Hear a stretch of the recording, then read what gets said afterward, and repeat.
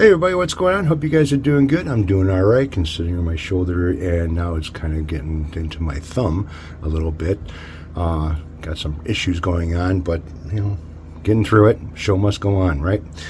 So happy Labor Day to everybody. That'll be tomorrow, which it'll be Monday, and yeah, you guys have an extra day off, so that's kind of nice. So right now what I got going on is kind of a very large unbagging to do, unboxing, whatever you want to kind of call it. Some things I will be kind of taking out of the box, and some things I won't be taking out of the box because of my arm.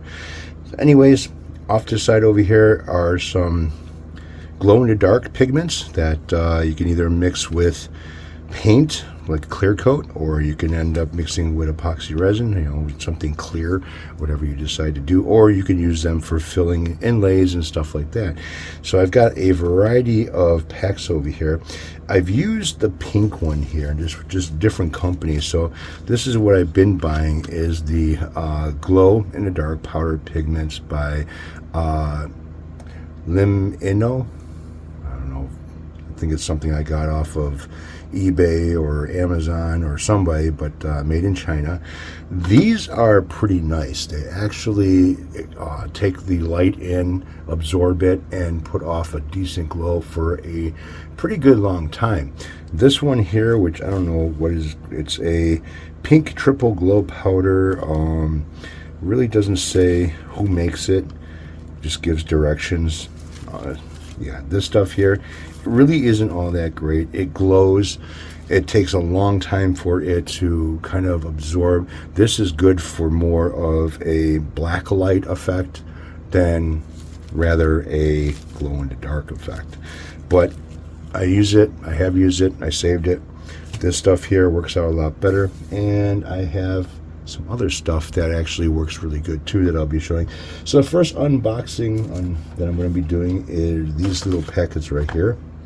Now, I've been kind of hitting up Amazon a little bit because it seems like when you have Amazon Prime, you get things a lot faster, or can get things a lot faster. And I had a bunch of shit delivered yesterday and a bunch of shit delivered today, and I ordered it the day before. So it's kind of nice that get that option to where you have quicker shipping and stuff. And unfortunately, eBay doesn't offer that, so you know, you gotta suffer with whenever the seller decides to want to send us shit. So this is kind of nice. I got these two here. I'm gonna open these two up. I already know these two are the same, so it's not going to be like anything different from one from another. But what it is I've got some binding here. Kind of see it's like a perloid style blue binding, and the stuff is going to be for another job that I'm going to end up doing. I got two of the same, but the thing is I don't know if I'm going to be using this or using the other ones that I bought, which are someplace over here, which I have to find. So that's the first one. Second one, another Amazon Prime. Box, a box in a bag. So which way is the writing? Writing's this way, so I'm going to open it up on this side.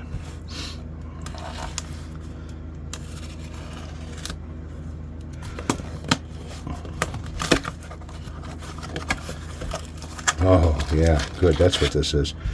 So anytime you're doing any type of level sanding, or if you're working on your fretboard as far as doing a radius sand or something like that, this is the not double face, but this is the sticky side of 220 grit sandpaper, and that's what I use for doing both jobs.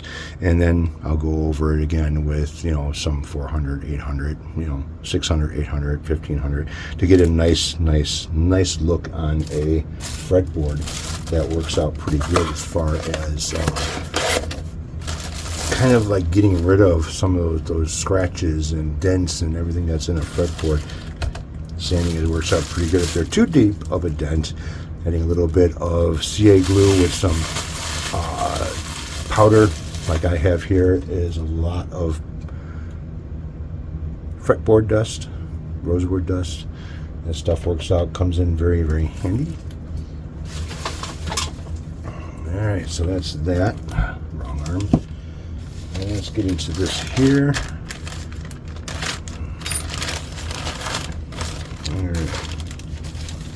two of those like that, or just the one?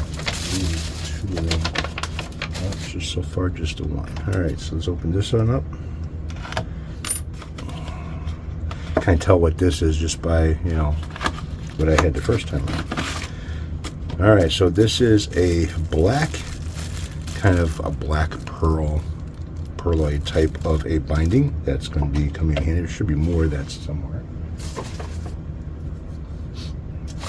All right, so what is this? And I think I found it.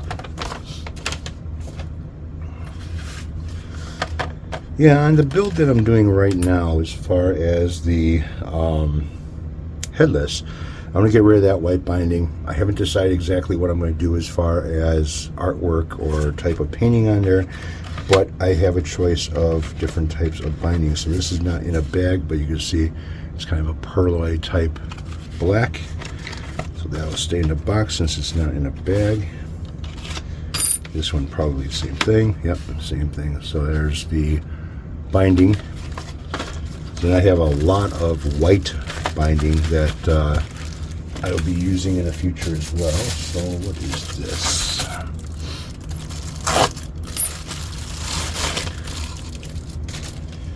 Alright, so what is this? Music Lily? Yeah, Music Lily. And this is a set of Music Lily pick, and this is a set of humbucker pickups. No, this should be a set of 2 singles and a humbucker in black. So this will be also for the build for the headless. I had a whole scheme that I was going to do with that, which consisted of purple, fluorescent purple, glow-in-the-dark purple, and I have a set of pickups here that I was going to use, which are the Crusaders by, what is these? This is Dragonfire Crusaders, and I bought a set of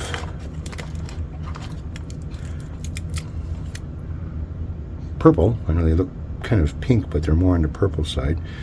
But yeah, I was going to use these in that build, but decided that no, I'm going to do something else. So that doesn't go with that, that goes with this. So I have this, and this is what, just warranty information probably. Yeah, I just save it with this. These picks I kind of throw away. They're just like a stamped out basic type of a pick. Nothing that's really fancy or a big deal. Alright, so let's get into the next bag.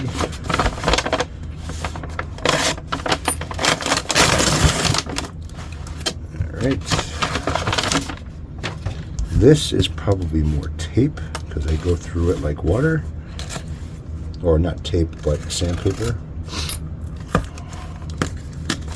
Yeah, that's what this is. Yep, 220 grit sandpaper. Love this stuff. And this here is something that is going to go kind of with the glow-in-the-dark stuff. Which I think I ordered 2 boxes of these. One of them has not shown up yet. So I'm kind of wondering about that, where that's going to. So this is less resin. There's 12 colors inside of here. Glow-in-the-dark pigments. You don't have to use this with a epoxy resin, but it can be, and it works pretty good. So if you're going to do anything like what Green Terror does as far as making a lot of molds and stuff, like this is a skull mold that he made, and it's kind of cool. Looks pretty awesome. I have it hanging over here on my shelf, so it's always there. And this stuff works like this, but this is in a bottle form. And it's got like a, it's kind of like a seasoning shaker to it, where you have one side that are holes, and then you have one side that you open, and it's just an opening, so you have to be careful how much you put out. This side here, it's got little holes. You can salt your food or whatever. These are supposed to be pretty damn good as far as glowing in the dark goes. You get a bunch of different colors here, including some of the colors that I have over here. So some of these I can use with this. If I need more, I can just mix the two together. All right, so that's that for now. There should be 2 of these coming though. I got one today, so I'll probably be getting one either Tuesday or maybe even tomorrow. I don't know if FedEx or UPS works on Labor Day, so we'll see. All right, so I gotta go in the other room, and I got a lot more shit. So here's one I can actually unbox because it's pretty lightweight. There really is not much inside of here. So let me get my razor blade and open this thing up. The other boxes I have, that I'm not going to be able to carry them in here and do an unboxing. And I'm not going to unbox them until I use them. So this is something that, if you know anything about record players, turntables, whatever you like to call it, I'm kind of going to go back into some analog stuff. I'm going to go get my albums and my cassettes and whatever else that I have in my storage unit, bring them back over here because I'm going to start using them again. Now I have my turntable here, but I don't have my cassette player here. My turntable is a pretty old Techniques, plastic body, nothing really fancy, but it does have an adjustable cartridge. You can line it up. It does have a weighted tone arm, so you have to kind of calibrate that in order not to damage the records that you're playing on it, because if you're not calibrated correctly with your tone arm on a turntable, you can easily cut a new groove in your record, and that record will play on that turntable. But if you bring it to another turntable and try playing it and it's set up properly, the records are not going to sound good. The highs will sound kind of screechy. The cymbals are going to be kind of like blending into each other. It's just going to be a really bad experience. And also, if that album has been damaged because of being played on a poorly set up or cheap turntable, you can actually ruin the needle that is on your good turntable that is set up. So this here actually helps with setting up turntables in a couple of different ways. Now I have another box coming that has the azimuth. Yeah, you do set an azimuth just like you would on a cassette player. There is an azimuth setting that you do with a turntable as well. So this is a turntable math. And what this is actually, it's hard. All right. So you put this on your turntable and you calibrate 2 things. You calibrate your tone arm with your cartridge to be center with the actual record itself. So from the beginning to the end of the record, that needle shouldn't drift too far out of spec as far as how that needle rides the album itself. And then you have what's called a strobe disc, which, if you know about 33 and a half and 30 and 45s, that when your speed is not correct on a record player and you switch from one to the other, you have a 12-inch single or 12-inch album, then you have the 45s, which are I think a 7-inch or smaller. You use different speeds to play them at, and if those speeds aren't correct, you're either going to sound like the Chipmunks or sound like slow moving whatever car or whatever you want to call it. But this disc here that is inside here, that is the strobe disc, if you do not have, and I didn't want to tear that, but so go ahead and do this again. The disc in here that's a strobe, if you don't have a strobe light that is already built onto your turntable, this will help you calibrate the speed instead of having to kind of like do it by ear. So this is what's called a strobe disc, and this side here is the calibration disc. So you have your azimuth for, let me bring you in closer. All right, there you go. So you have your azimuth as far far as the angle of your cartridge with the head shell. And then you have right here where it's like a little bit of a grid are the points of where that needle should be sitting, straight, square on the album, in the cartridge on the head shell for the cartridge with the tone arm. So you could move the cartridge either forward or back on the head shell, and that will line you up square in these lines here in order to play correctly. Now this side over here, you can spin it, and you can see that there are different marks for different type of albums. Now what goes on here is you have the 33 and 3/4, 45 and 75s, which I don't have any 75s. But what happens with this is with the strobe is if your turntable is not calibrated and it is say at a faster speed, okay, just a little bit, just a hair out of adjustment. What happens is that these squares don't look perfectly straight. If it ends up where it's too fast, you'll see it moving forward.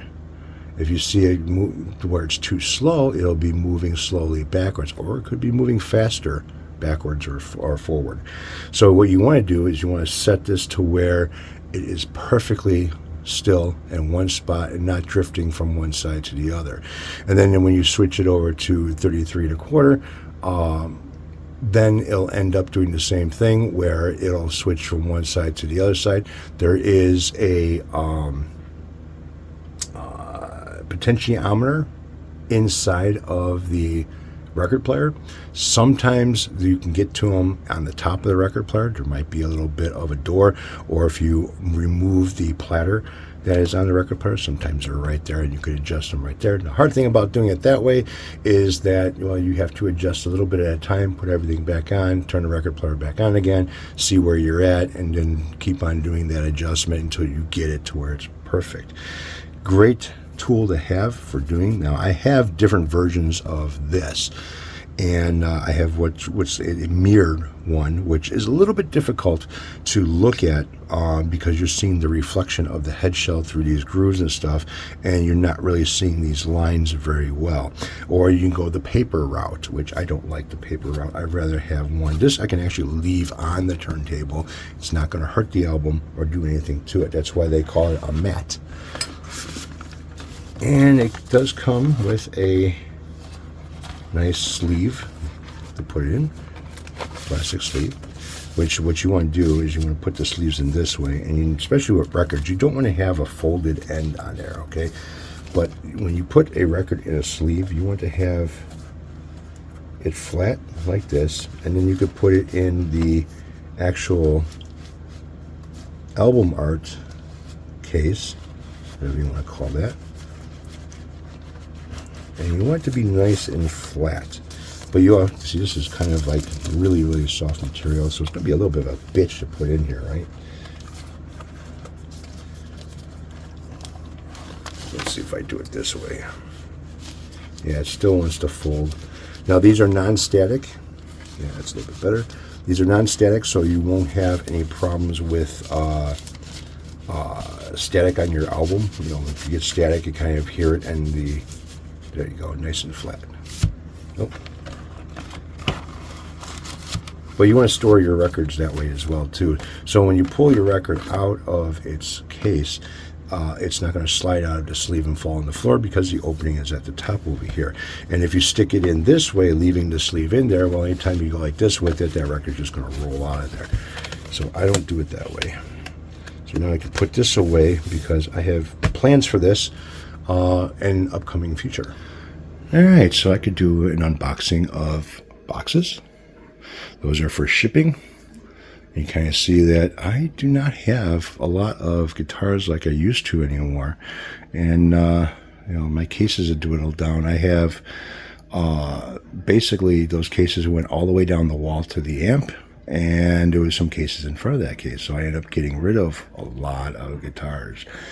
So this one here, which is the Ozzy Osbourne tribute guitar that I built, that's going out on Tuesday. That's sold.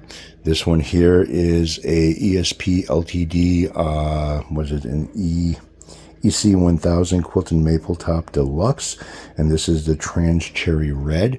I already have one of these basically sitting over there, and that one is the Burl Maple Top, and it's kind of like a faded blue into kind of a white. So this one I just sold. That one's gone, and I can give you a little bit of a rundown of what's gone already. So my Jackson Soloist X, that's gone. The Gold Top Chipson, which I put P90s in it and did a bunch of whole electronic upgrade, tuners upgrade, nut, redid all the frets, everything on that got got new. That's gone. Epiphone EB3 bass, sold that. The blue flamed maple Chipsons I had, and I still have the Blueberry Burst Chipson. Now this one is getting a neck sanding on the back of it, so I'm going to kind of like give it a satin finish on the back of the neck. Epiphone Muse Custom, that one I had painted with checkerboard look on the front of it with the kind of a glow-in-the-dark flame in the front of it. My PRS SE Custom 24, that I ended up selling. That's gone. Custom-made Telecaster that I built, I did the body on that one. That's gone. My Schecter Damien, that one is out. The Dean Icon X, that's gone. The custom Les Paul that I made, which had the kind of the Strat style pickups on there. The guy is really happy with that. And then I had the custom painted Epiphone 100 Les Paul that I ended up painting it with a candy green over a kind of a web and skull type of a lace pattern. So those are all gone. And then the Ibanez that I had, that I did the, two-tone on it, kind of like a burst, candy color, and it had kind of a vine on it. That one's been gone for a while. What else? The bass, the Squire bass, that's been gone for a while. That was the candy orange that I ended up doing. Now, one guitar that I don't see over here anymore, is the Jackson Flying V. So it's kind of an interesting story with that one. I talked to Wally in a box about it because he's the one that gave me that guitar, and I fixed the corner and then gave it a custom paint job. And a very, very, very good friend of mine that I was very close to many years ago, her son plays guitar, and after, 14 years or something, her and I started talking again, and just kind of reminiscing about old times and talking about what's been going on with our lives and stuff like that. And her son plays, and I asked Wally in the box if it was okay if I could send her son that guitar, because he has a guitar that he's borrowing from a friend. And so Wally in the box was nice enough to say, yeah, go ahead. So I ended up sending that to her and for her son. And he's about, I think he's about 18 now and stuff. But good kid. And so let's get back into unboxing stuff. So this stuff here I'm not going to carry into the shop to do any unboxings, and I'm not getting on the floor to unbox this stuff. So you're going to have to take my word for it of what's in these boxes. So here's my old Onkyo, and this is the Onkyo that was the TXNR 616, which has been fixed and sitting right there now. That is spare parts. So this one here, I don't know what I'm going to do with it now. It works, but there's no phono input on it. And like I said, I need something with a phono input. So that's where these two come in. That one there is an Onkyo TXNR 636 phono input on it, brand new. And basically that one will probably be going in the shop when I end up doing a complete remodel of the shop. This one here is the Onkyo TXNR 696. I pulled the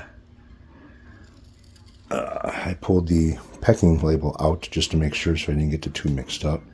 That's got to go back to Green Terror. I have to ship this back to him. It's the spare parts from his tribute guitar build.